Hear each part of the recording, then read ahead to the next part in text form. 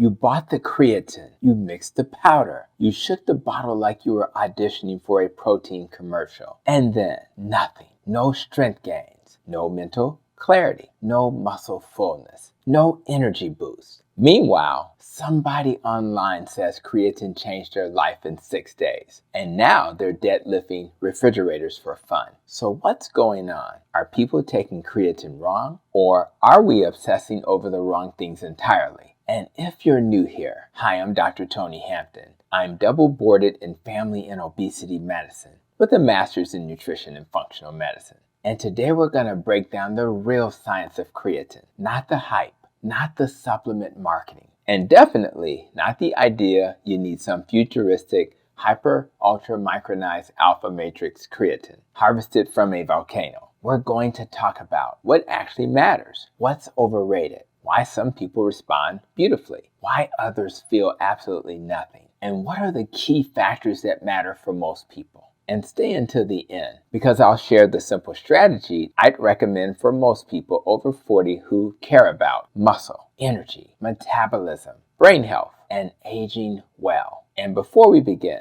put a heart in the comments if you've been enjoying my content. Let me start with a question. Have you tried creatine? Did it help? Or did you feel nothing? Now let's jump in, because the first mistake people make is thinking creatine is a stimulant. It's not. Creatine is part of your rapid energy system. Think of it like a rechargeable battery pack for your cells, particularly muscle, brain, and high energy tissues. Your cells use ATP for energy, but ATP gets depleted quickly during lifting, sprinting, explosive movement, and even intense mental effort. Creatine helps regenerate ATP faster. And this isn't just internet bro science. One of the most cited position papers in sports nutrition is called the International Society of Sports Nutrition Position Stand, Creatine, Supplementation, and Exercise. That paper reviewed years of evidence and concluded creatine monohydrate remains the most effective ergogenic nutritional supplement currently available for increasing high-intensity exercise capacity and lean body mass during training. That's a big statement. And importantly, the evidence overwhelmingly points to plain old creatine monohydrate, not magic rainbow creatine, not creatine with laser beams attached to it, just creatine monohydrate. Now let's talk about micronized creatine, because this is where marketing gets people confused. Micronized creatine is basically creatine monohydrate with smaller particles. It may mix better, feel less gritty, and possibly be easier on the stomach for some people. But the evidence does not show it dramatically builds more muscle. So no,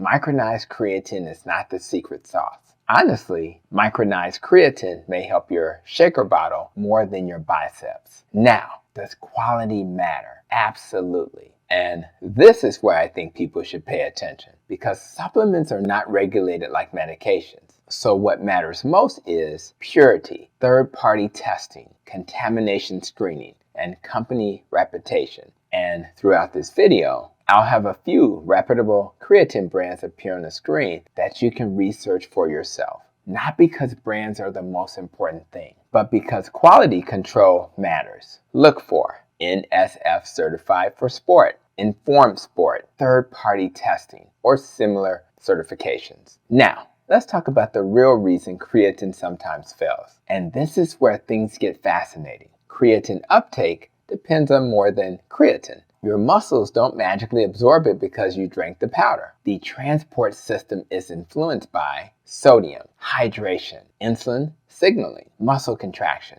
and muscle saturation over time. This is especially important for people doing low-carb, keto, or carnivore diets, because when insulin levels fall, the kidneys excrete more sodium. That's one reason many people lose water weight early on during keto adaptation. But if somebody combines low sodium, dehydration, heavy lifting, poor sleep, and creatine, they may develop headaches, fatigue, weakness, dizziness, or cramping. And then they blame the creatine. when the real issue may be the entire hydration electrolyte strategy. And this is where I think metabolic health doctors have an advantage in understanding the whole picture, because the supplement doesn't work in isolation. The body is an ecosystem. Now another big question people ask: do I need carbs with creatine? This one is nuanced. Research does suggest insulin may enhance creatine uptake into muscle. One classic paper often referenced is carbohydrate ingestion augments skeletal muscle creatine accumulation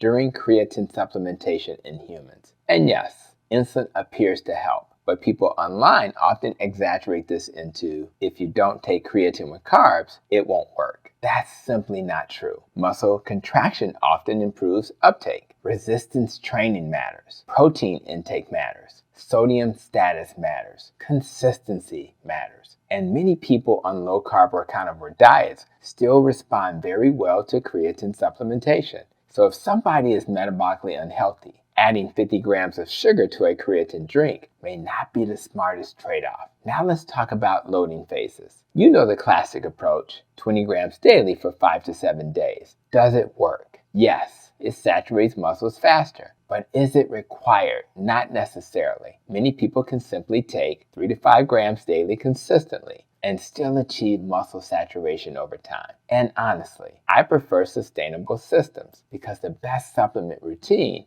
is the one you'll actually continue doing. Now here's the part I think deserves way more attention: brain health. Because creatine isn't just about bigger muscles. Your brain is one of the most energy demanding organs in your body. And emerging research is exploring creatine's role in cognitive performance, sleep deprivation resilience, mental fatigue, neural protection, and even mood support. One fascinating review is titled Effects of Creatine Supplementation on Brain Function and Health. And this is where things become especially interesting for aging adults, because muscle loss and brain aging often occur together. Energy production matters. Mitochondria matter. Metabolic health matters. Now let's quickly address kidney concerns, because this topic scares people unnecessarily. Creatine supplementation can increase creatinine levels on blood work. Why? Because creatinine is a breakdown product of creatine. That does not automatically mean kidney damage, and this is why context matters. As many of you know, I often discuss markers like cystatin C because creatinine alone can sometimes be misleading in muscular individuals or those taking creatine. Now, if somebody already has advanced kidney disease or significant medical issues, they absolutely should discuss supplementation with their physician.